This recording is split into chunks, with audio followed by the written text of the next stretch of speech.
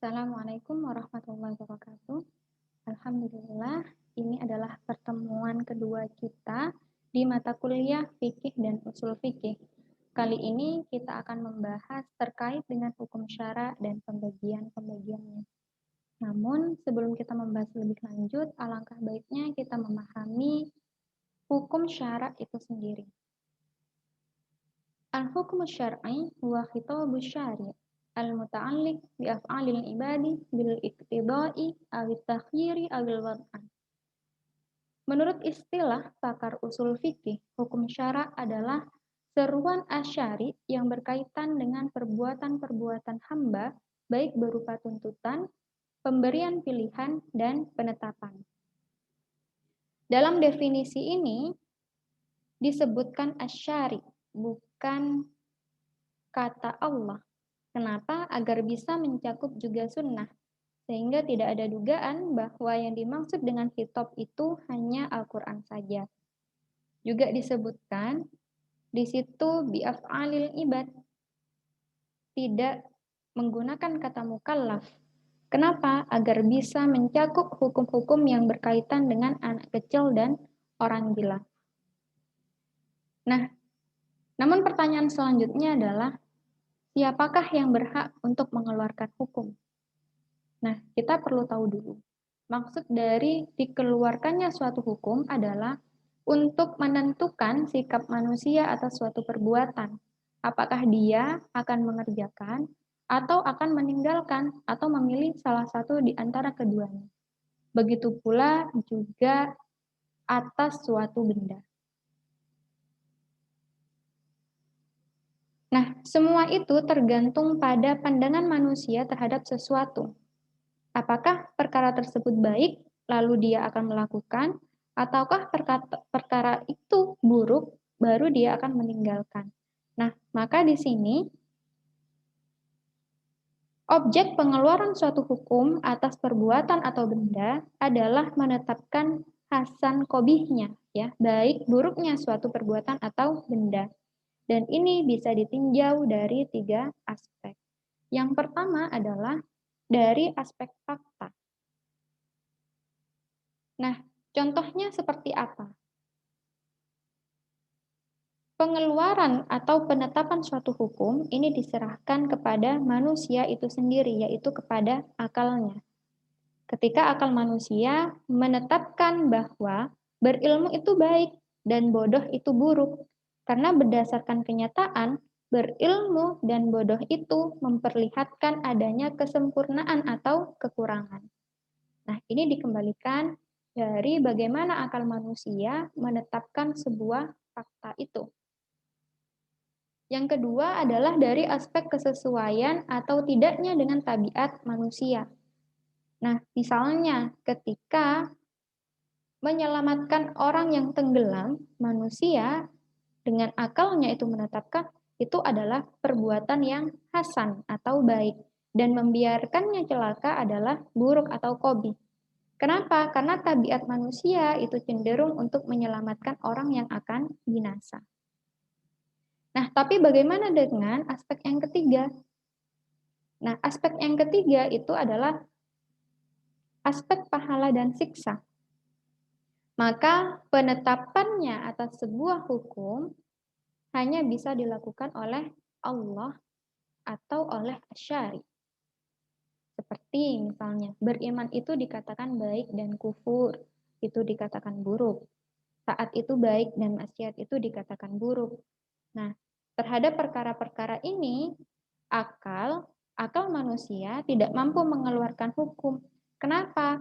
Karena akal itu didefinisikan sebagai pemindahan sebuah fakta atas apa yang sudah dia indra ke dalam otaknya dan dibarengi dengan adanya informasi awal yang akan menafsirkan fakta tersebut. Nah, sedangkan akal sendiri tidak mampu mengeluarkan hukum atas sesuatu yang tidak bisa diindra, misalnya petunjuk, kesesatan, halal haram, taat maksiat, dan sejenisnya. Maka untuk menentukan apakah suatu perbuatan itu diridhoi Allah, sehingga akan diberikan pahala, atau dibenci Allah sehingga akan dikenakan siksa, adalah di luar kemampuan akal manusia. Nah, maka dari sini gitu, jelas bahwa yang memiliki wewenang untuk mengeluarkan hukum atas perbuatan dan benda adalah syara, bukan akal. Hal itu dilihat dari aspek pahala dan siksa atas suatu perbuatan. Maka ketika akal itu mampu menetapkan bahwa menolong orang tenggelam itu adalah perbuatan baik, ya, tetapi menetapkan bahwa menolong orang yang tenggelam itu akan mendapatkan pahala, nah tidak bisa ditentukan oleh akal, tetapi ditentukan oleh syara. Nah, di sini telah jelas di dalam mengeluarkan sebuah hukum atas perbuatan atau benda haruslah dari syara, ya, bukan akal. Lantas apa saja pembagian dari hukum syara? Nah, hukum syara ini terbagi menjadi dua bagian. Yang pertama, kitab taklifi atau hukum taklifi. Apa itu? Seruan syari yang berkaitan dengan penjelasan hukum atas perbuatan manusia secara langsung, berupa tuntutan dan pemberian pilihan. Nah, berbicara berkaitan dengan tuntutan, tuntutan itu ada yang bersifat jazm dan wairu jazm, pasti atau tidak pasti, dan juga berkaitan dengan pilihan, ya. Dan kemudian nanti kitab taklifi ini dibagi menjadi 5 bagian, ya, yaitu wajib atau fardu, mandub, mubah, makruh, dan haram. Yang kedua adalah kitab wad'ain atau hukum wad'ain. Apa itu? Seruan syari yang menjelaskan perkara-perkara yang dituntut oleh hukum atas perbuatan manusia secara tidak langsung, yaitu perkara-perkara yang menentukan terwujudnya suatu hukum atau kesempurnaannya. Atau dengan bahasa lain, kitab wad'i dia itu hukum untuk mengatur hukum taklifi. Nah, nanti akan dibahas lebih lanjut. Namun sebelumnya kita perlu mengetahui 3 hal ini. Pengertian asal dari amr, kenapa ada amr, ya, karena ini berkaitan dengan tuntutan tadi, yang mana tuntutan itu bisa dikatakan jazm wairu jazm, mana yang kemudian bisa kita katakan sebagai pilihan. Yang kedua, nanti kita akan membahas hukum asal tentang perbuatan manusia, yang itu berbeda dengan hukum asal tentang benda. Nah, amr, dari pengertian bahasa, dia adalah tuntutan yang menentukan jenis amr apakah bersifat pasti atau tidak, ya. Jazm atau wairu jazm atau berupa pilihan adalah ada atau tidaknya qarinah atau indikasi. Nah, nanti kita akan bahas di hukum taklifinya. Nah, hukum asal tentang perbuatan manusia itu apa? Perbuatan manusia itu harus terikat dengan hukum syara. Kenapa? Gitu ya. Karena Allah itu meminta pertanggungjawaban manusia atas apa yang telah dia kerjakan selama tinggal di dunia. Nah, maka manusia sebelum melakukan aktivitasnya, dia harus mengetahui hukum-hukumnya. Bagaimana dengan hukum asal tentang benda? Nah, benda di sini dia itu ibahah, boleh, selama tidak ada dalil yang mengharamkannya. Misalnya, ketika Allah berfirman, makanlah makanan yang halal lagi baik, gitu. Nah, berarti makanan halal ini apa saja gitu, banyak sekali dan tidak disebutkan di sini. Tetapi ketika disebutkan gitu pengecualiannya, misalnya Allah berfirman haram bagi kamu untuk memakan bangkai, nah maka di sini bangkai tidak termasuk makanan yang kemudian boleh untuk kita konsumsi. Dan ini hukumnya haram. Nah, dari sini kita lihat gitu, perbuatan, ya, hukum-hukum yang berkaitan dengan perbuatan itu terbatas pada 5 jenis, yaitu wajib, mandub, mubah, haram, dan makruh. Sedangkan berkaitan dengan benda gitu, ketika kita teliti dari dalil-dalilnya, maka kita jumpai bahwa syarak memberi label dengan sifat halal dan haram saja. Baik, kita lanjutkan kepada status hukum taklifi. Yang pertama adalah fardu atau wajib. Dikatakan wajib ketika apa? Yaitu ketika terdapat nas syara yang berbentuk sigot amr, ya. Sigot berupa tuntutan atau perintah, atau yang semakna dengan itu. Biasanya berbentuk kata af'al atau yang semakna. Dan kemudian gitu, bagaimana korinahnya? Sehingga kita bisa melihat ketika korinah itu bersifat pasti, maka hukum ini menjadi wajib. Contohnya ketika Allah berfirman di dalam surat At-Taubah ayat 29, qatilul ladzina la yu'minuna billah. Perangilah orang-orang yang tidak beriman kepada Allah. Nah, kata qatilu di sini Allah memerintahkan untuk berjihad. Perintah tersebut bersifat pasti dengan korinah dari ayat lain. Jadi korinah bisa dilihat dari ayat yang sama, atau dari ayat yang lain, atau dari hadis. Begitu. Atau dari dalil syarat yang lainnya. Nah, di sini gitu ya, dari tadi kata qatilu, kita lihat korinahnya di dalam surat At-Taubah ayat 39, Allah berfirman, illa tanfiru yu'adzibukum adzaban alima. Jika kamu tidak berangkat untuk berperang, niscaya Allah menyiksa kamu dengan siksa yang pedih. Nah, dari sini kita bisa pahami bahwa perintah tersebut berbentuk perintah atau tuntutan yang bersifat jazm, bersifat pasti untuk dikerjakan. Sehingga jihad di sini hukumnya fardu atau wajib. Yang kedua adalah mandub atau sunnah. Dikatakan mandub atau sunnah ketika terdapat nas syara yang memberikan arti adanya tuntutan, kemudian terdapat korinah atau indikasi yang memberikan arti tarjih serta sifatnya yang tidak pasti. Contohnya ketika Rasulullah bersabda, "Sholatul jamaah tafdulu ala sholatil fardi bisab'in wa ishrina darajah." Sholat jamaah itu lebih utama dari sholat sendirian 27 derajat. Bukhari Muslim. Nah, Rasulullah memerintahkan untuk sholat berjamaah, meskipun tuntutannya tidak berbentuk kata perintah, melainkan mengambil bentuk yang semakna. Nah, korinah atas tuntutan ini memberikan arti ketidakpastian dengan dalil diamnya Rasulullah terhadap segolongan kaum muslimin yang sholat sendirian. Nah, maka di sini hukum sholat berjamaah itu adalah mandub atau sunnah. Selanjutnya adalah haram. Dikatakan haram ketika terdapat nas syara yang menunjukkan adanya tuntutan untuk meninggalkan suatu perbuatan. Yang terdapat korinah menunjukkan bahwa tuntutan untuk meninggalkan tersebut bersifat pasti. Ini lawan kata dari fardu. Contohnya ketika Allah berfirman, "Wala taqrabuz zina innahu kana fahisyah wa sa'a sabila." Dan janganlah kamu mendekati zina. Di sini ada sigat amr, la taqrabu. Kemudian ada korinahnya, innahu kana fahisyah. Nah, tadi wala taqrabuz zina gitu ya.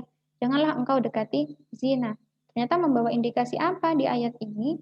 Sesungguhnya zina itu adalah suatu perbuatan yang keji. Dengan demikian hukum zina adalah haram. Selanjutnya adalah makruh. Nah, Rasulullah bersabda, "Man kana musiran walam yunkah falaisa minna." Barang siapa yang mampu tetapi tidak menikah, maka bukan termasuk golonganku. Sehingga di sini Rasulullah ketika melarang tidak menikah bagi orang yang mampu, dan larangan itu bersifat tidak pasti dengan dalil diamnya Rasul terhadap sebagian orang yang mampu namun tidak menikah, padahal beliau mengetahuinya. Ya, tapi Rasulullah diam gitu. Maka tidak menikahnya orang yang mampu hukumnya adalah makruh. Ya, sekalipun tadi Rasulullah bilang bukan golonganku, tapi ya Rasulullah mendiamkan. Yang selanjutnya adalah mubah. Allah berfirman, di dalam surat Al-Maidah ayat 2, wa idza halaltum fastadu. Dan apabila kamu telah menyelesaikan ibadah haji, maka bolehlah berburu. Nah, Allah menyuruh untuk berburu setelah ihram selesai. Akan tetapi, perintah tersebut tidak menunjukkan bahwa berburu setelah ihram selesai adalah fardu ataupun mandub. Hal ini hanya menunjukkan mubah saja. Kenapa? Dengan adanya qarinah lain bahwa Allah memerintahkan berburu setelah ihram. Padahal Allah telah melarangnya selama ihram. Nah, firman Allah di dalam surat Al-Maidah ayat 1, ghairu muhilli as-saidi wa antum hurum, dengan tidak menghalalkan berburu ketika kamu sedang mengerjakan haji. Jadi berburu setelah ihram selesai, hukumnya adalah mubah. Dengan kata lain, kembali kepada hukum asalnya sebelum ihram. Nah, itu adalah status hukum taklifi yang mana kita bisa pahami lewat diagram ini. Ketika ada perintah yang tegas, maka itu dikatakan wajib. Perintah tidak tegas adalah mandub atau sunnah. Larangan tegas itu adalah haram. Larangan tidak tegas adalah makruh. Dan pilihan itu adalah mubah. Dan penentuan hal-hal yang seperti ini itu kita kembalikan lagi kepada dalil-dalil syara. Selanjutnya status hukum wad'i. Nah, status hukum wad'i ini ada 5. Sama ya, seperti hukum taklifi ada 5 bagian. Yang pertama adalah sebab, yang kedua adalah syarat, mani, azimah dan rukhsah, sah, batal, dan fasad. Nah, kita bahas satu persatu. Yang pertama adalah sebab atau sabab. Nah, sebab atau sabab adalah tanda akan adanya suatu hukum syara. Nah, contohnya ketika Allah berfirman di dalam surat Al-Isra ayat 78, aqimis sholata liduluki syamsi. Dirikanlah sholat dari sesudah matahari tergelincir. Rasulullah juga bersabda, idza zalatis syamsu fasallu. Apabila matahari tergelincir, maka sholatlah kalian. Maka ini menjadi sebuah sebab adanya hukum. Jadi ada hukum sholat zuhur. Hukumnya ya kalau kita berbicara hukum taklifi itu wajib, tetapi yang menyebabkan gitu ya adanya sebuah hukum syara ini, gitu, kita lihat sebabnya, ada tanda-tandanya. Nah, tanda-tandanya itu dengan tergelincirnya matahari. Yang kedua adalah syarat. Syarat ini merupakan perkara yang kepadanya bergantung hukum. Nah, misalnya apa? Contohnya seperti ketika kita melaksanakan sholat, gitu ya, maka mengharuskan adanya syarat. Apa syaratnya? Berwudu. Itu sebelum melaksanakan sholat. Contoh lainnya juga ketika sholat kita wajib untuk menutup aurat dan itu menjadi syarat ya, syarat sebelum melaksanakan sholat harus tertutup aurat kita. Gitu. Kemudian juga ketika saum Ramadan kita juga wajib untuk berniat di malam harinya. Nah, ini menjadi syarat.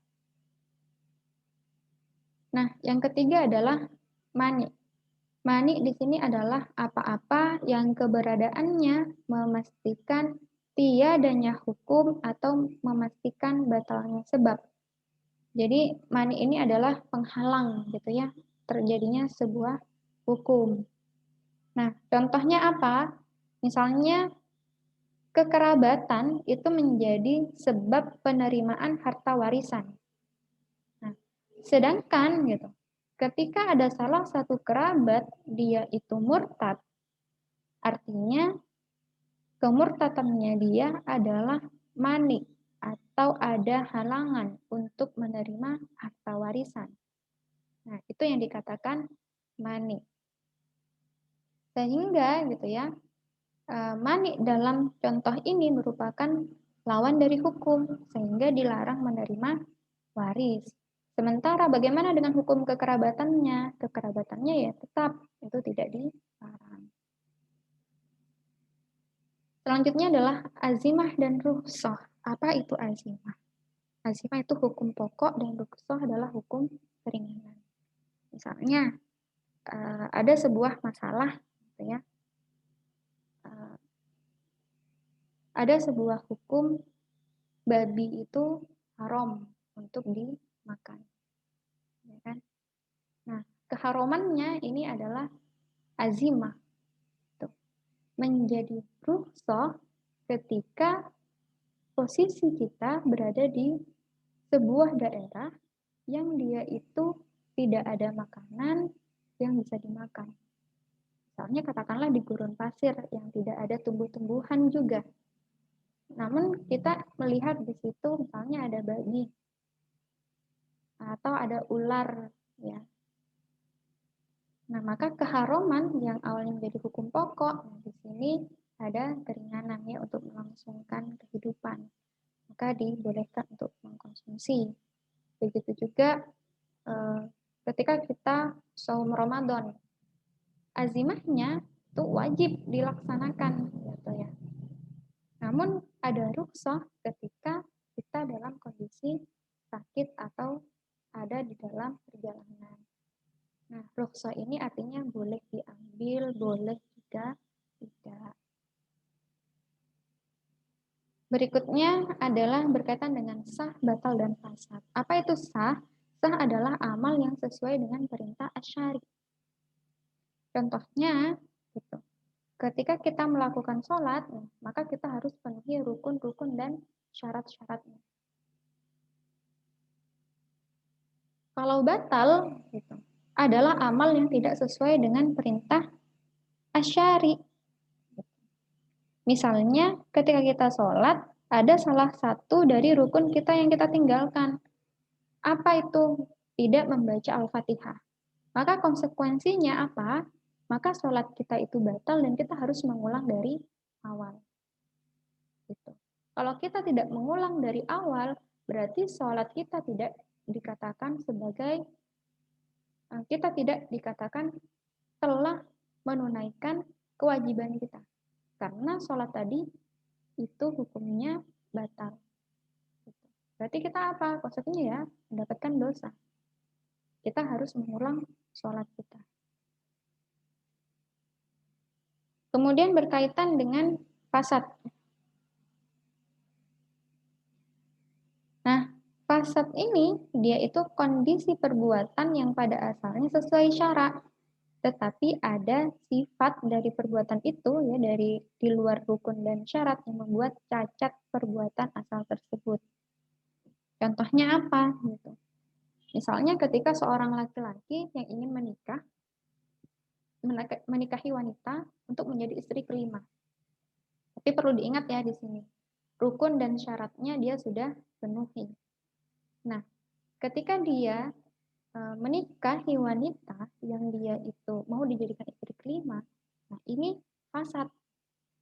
Jadi ada yang cacat. Kenapa? Karena syarak membolehkan seorang laki-laki menikah dengan batasan 4 wanita saja, 4 istri saja. Maka gimana supaya pernikahannya itu menjadi sah, gitu. Maka dia harus menceraikan salah satu istrinya. Entah istri yang pertama, yang kedua, yang ketiga, atau yang keempat. Gitu ya. Sehingga tadi yang katanya mau menjadi istri kelima, gitu, itu ketika sudah ada salah satu yang diceraikan, ya dia menjadi istri yang sah. Gitu. Jadi sah untuk digauli dan lain sebagainya. Begitu. Nah, demikian materi kita pada pertemuan kedua ini. Saya minta kepada seluruh mahasiswa untuk memberikan contoh-contoh dari Kitabut Taklifi maupun Kitabul Wad'ain. Contoh-contohnya silahkan diberikan di luar dari apa yang sudah saya berikan. Ya, supaya nanti mendapatkan wawasan yang lebih luas lagi dan untuk menajamkan pemahaman kita dalam memahami hukum taklifi dan hukum waqti. Saya juga minta ditambahkan analisa kalian terhadap hukum-hukum tadi yang sudah diberikan contohnya dan bagaimana konsekuensinya terhadap kita ya sebagai manusia, hukum-hukumnya nanti berdampak seperti apa. Jika ada yang kurang jelas, nanti bisa di komentar di box ini, dan jawaban kalian juga silahkan di share di box ini. Saya akhiri, jazakumullah khairan, barakallahu fikum, wassalamualaikum warahmatullahi wabarakatuh.